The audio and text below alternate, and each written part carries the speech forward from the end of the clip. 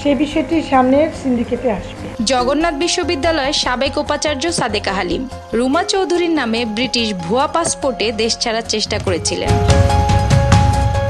তিনি টার্কিশ এয়ারলাইন্সের একটি বিমানে যুক্তরাজ্যে যাওয়ার চেষ্টা করেন। পরে পাসপোর্টটি রেখে হজরত শাহজালাল আন্তর্জাতিক বিমানবন্দর থেকে তিনি পালিয়ে যান। বিমানবন্দরে কর্মরত এক গোয়েন্দা কর্মকর্তা জানান, তিনি একাই ছিলেন। ইমিগ্রেশনে তাকে দেখে দায়িত্বরত কর্মকর্তা বসতে বলেন। পরে কয়েকজন ঊর্ধ্বতন কর্মকর্তাকে ফোন করে সেখানে ডাকা হয়। বেশ কিছু সময় রুমা চৌধুরীর নামে ব্রিটিশ ভুয়া পাসপোর্টের বিষয়ে তাকে জিজ্ঞাসাবাদ করা হয়।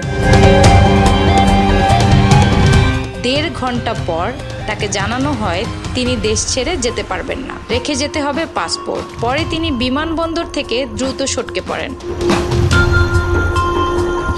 সংশ্লিষ্ট সূত্র জানায়, বিতর্কিত সাবেক এই উপাচার্যের বিরুদ্ধে অন্যের গবেষণা চুরির অভিযোগ রয়েছে।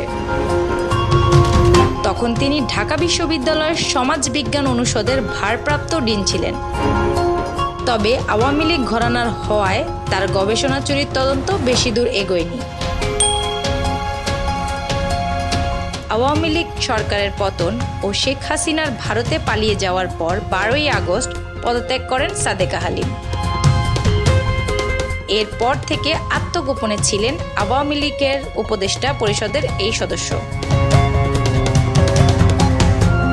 অ্যানি আক্তার, বাংলাবাজার পত্রিকা, ডিজিটাল।